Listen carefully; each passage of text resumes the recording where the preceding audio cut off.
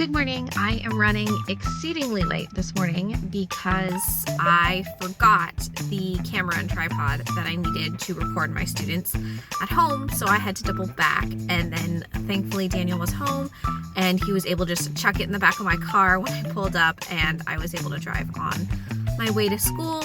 The cookie dough is showing up at 8. It's right now 7:50, so I have to get going.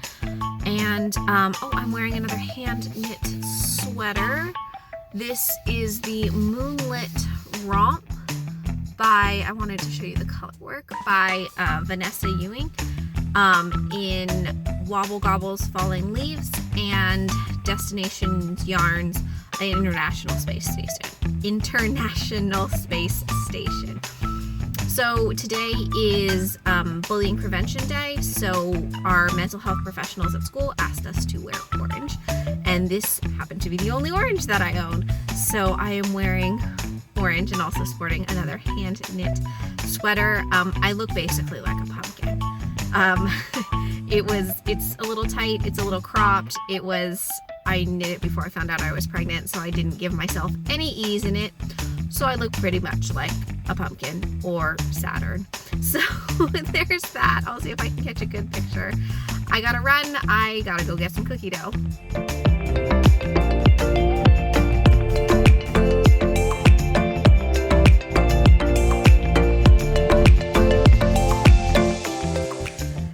Good morning. I got no vlogging done yesterday.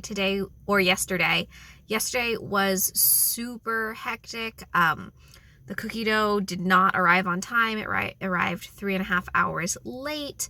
We had a fire marshal inspection. I had to get the cookie dough delivered to students. My husband left town. It was just way too much going on, so I wasn't able to vlog at all. I ended up working when I was usually knitting, so at nighttime I was working editing musical tracks for the kids, so it was just too hectic yesterday. But hopefully today is a little bit easier. I have no cookie dough deliveries, so hopefully we'll be able to slow down a bit. I am wearing my Spellman sweater today. You can see I've got my little baubles going on my shoulder, by Trysten Molina of Dragonhorn Yarn, and the yarn is from Destination Yarn. So I ran out of yarn, so it is a like an elbow length sweater, which I'm not loving the exact placement of the sleeves because it's right in the crook of my elbow, so it's getting kind of like warm and sweaty. So we'll see how it goes today. I've definitely learned that I can't really teach in colorwork yoked sweaters because the yoke acts like one piece, so every time I pick up my arms, the whole sweater would pull up, and then by the end of the class period I was wearing like a mega cropped like bralette sweater that I kept having to yank down.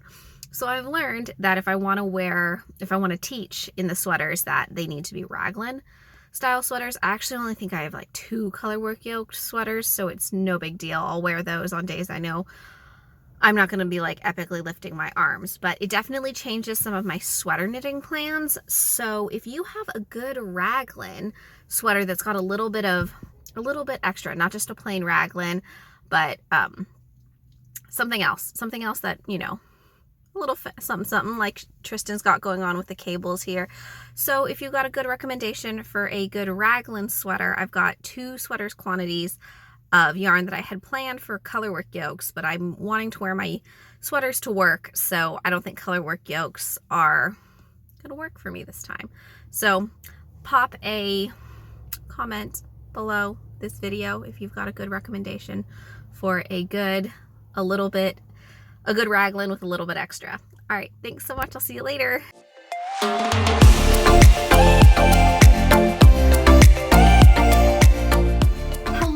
It is Friday, October 22nd. It's about 10:30. The past 3 days have been incredibly hectic, so I know this is going to be part 3 of a very short vlog. With Daniel out of town, it's just been a crazy week for us. I don't usually vlog from my house at 10:30 on a Friday morning, But the power went out at school today, so the school district decided to cancel classes. The students were released around 9. The teachers had to stick around until 10. So have maybe about 20 more minutes worth of work that I need to do today, and then I'm off work for the day. So I'll take you along with me. Happy knitting.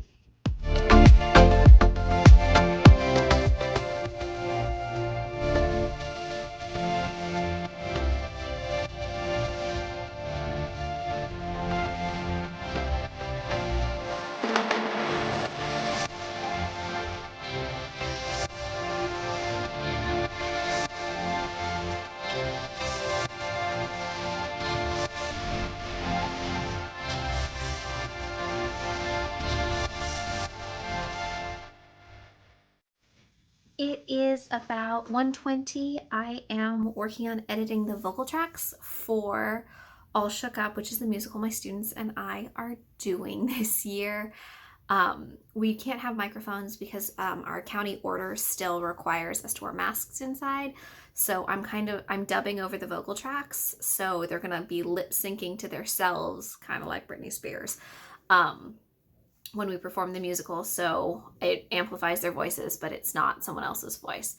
So that's what I'm doing. I have 18 songs per class period, so that means I'm editing 36 vocal tracks, and I was supposed to finish recording today, but I obviously could not get that done because the power went out. So I am working on that. I am working on my test knit for Alex Upchurch. This is my second flannel sock.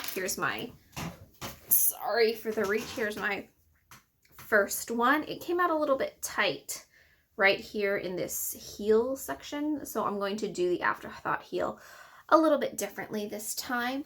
I'm also tearing out a sock pattern that I had, and I'm going to redo it. So you can watch me perform surgery. I'm gonna Frankenstein it a little bit. These were supposed to be my best bud socks, but they ended up being too long.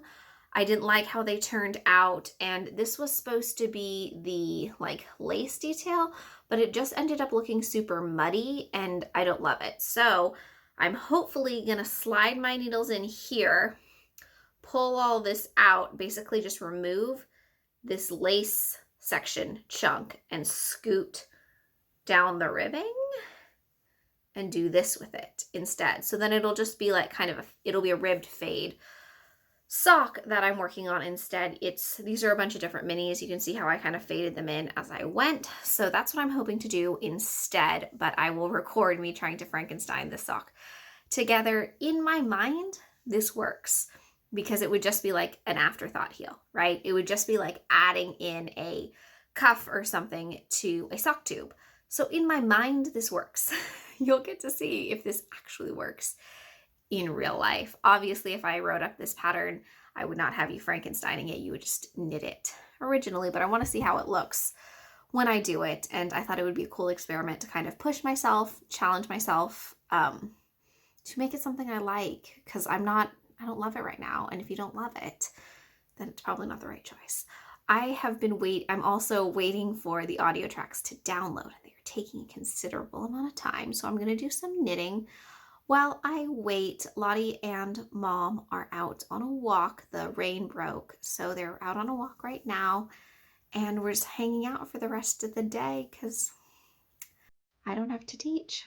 So I will check in with you in a bit.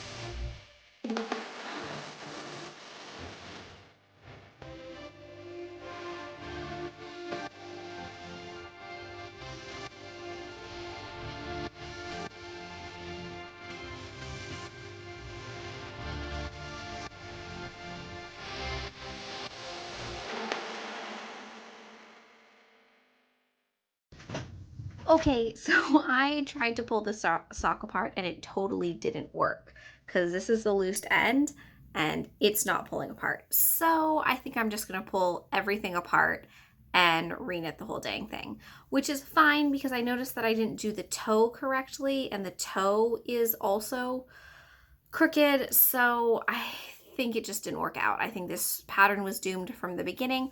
So I am going to start over from the beginning and give it another shot. That's okay. I wasn't happy with how it looked. So it's better to do something I'm proud of rather than just trying to keep forcing something that I don't love. So that being said, I'm off to find some contrast yarn that I like and that I want to use. So we'll see. It is about 5. I'm making mac and cheese for Lottie for dinner. Mom and Lottie are outside playing on the swing. Mom was going to make the mac and cheese, but Lottie doesn't trust me on the swing because we had like an incident like 2 months ago where I accidentally pushed her too hard. She fell off the swing. So she wanted me to make the mac and cheese and Mom to push her on the swing, which is understandable because I'm apparently a menace on the swings. So I'm just waiting for the water to boil. I ended up ripping out that entire sock. It got tangled and I realized it wasn't making me happy and there was no reason to continue with something if I just felt like finishing it for the sake of finishing it. So I ripped it out. All of the scraps are back in their balls. I'll just add them to scrappy socks. And I actually feel a lot better about it because I've been looking at my whips and I'm like, if there's a reason I'm not finishing it, I'm not finishing it for a really good reason. So I'm going to look at them and be like, so there's a reason I don't keep picking this up. So, and I want to cast on new things. I really, I think I talked about on Wednesday about wanting to do a raglan style sweater. And I was talking to my sister about it.